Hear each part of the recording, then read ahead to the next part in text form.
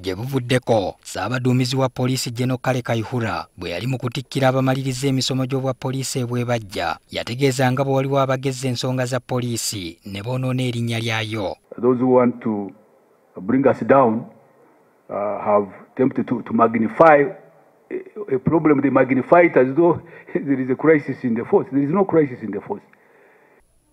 Wabula, Minisita wa Gunonaguli Abdul Nadduli avuddeyo n'ategeeza nga poliisi bwe yafa edda nga n'ebyokukyusa abagikulira tebikyalina kye biyamba. Era ku ssaawa ya leero amagye ge gakyatukwatiriddeko naye nga yo poliisi yakwada. Agamba poliisi esusse okweyingiza mu mivuyo gy'ettaka okukwata abamenyi b'amateeka ne batatwalibwa mu kkooti n'ebirala bingi ebiraga nti yafa dda.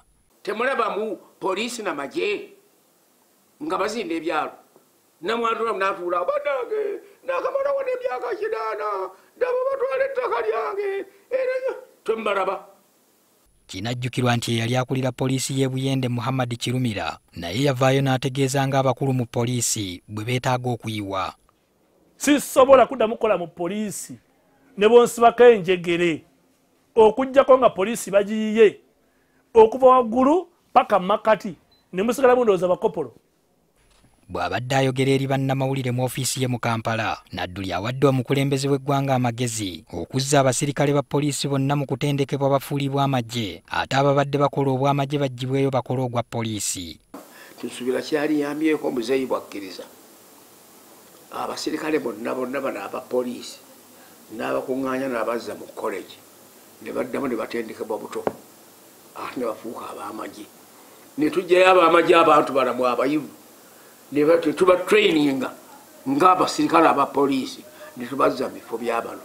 Bw'amaze ebyo n'adda ku nsonga z'ekibiina kye ekya NRM kyagambye nti omutindo gwakyo guddiridde nnyo okuva we kyajjira olw'ababbi abakyekiiseemu.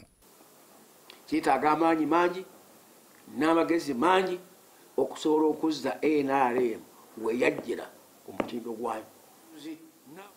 Ate abatubba nga bali muffe be basaasaanyeeyo nti abo be babbi ne bakuwa obukadde biliyoni 4 genda oleete eggaali gwe nga pamali secretary n'otodda noga naleese eggaali 200 ne bagamba nti esente zibwe ziti zaggula ddagala ne bukeera enkyanga ate osaba ndala zakulyokya pana.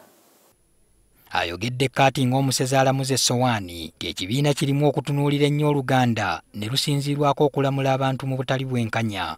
N'ebyo okutunuulira Oluganda kyani oyo kyo kyamuleesere ani oyo kyo lwakayikala oyo n'abanga obubi tebukyamuliko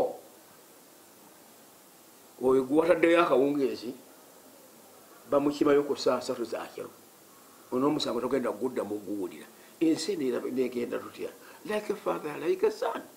Ayogedde ne ku nsonga y'okugoba abakozi b'ekibiina era wano awadde Ssaabawandiisi w'ekibiina kino amagezi okufuba okulaba nga abaagobeddwa bonna basasulwa okwewala ebiyinza okuddirira. Kyenjagala kaasuwa bw'ati handi abenga waali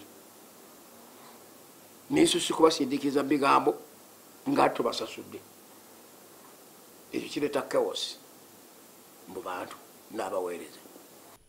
Bw'avudde ku ebyo n'alabula bannaddiini baleme okweyunulira ku demokulasiya aliwo kati nga beeyingiza ekisukkiridde mu nsonga z'ebyobufuzi.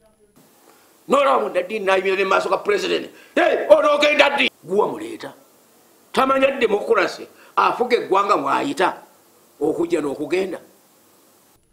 Patrick Ssenyondo, NTV Akawungeezi.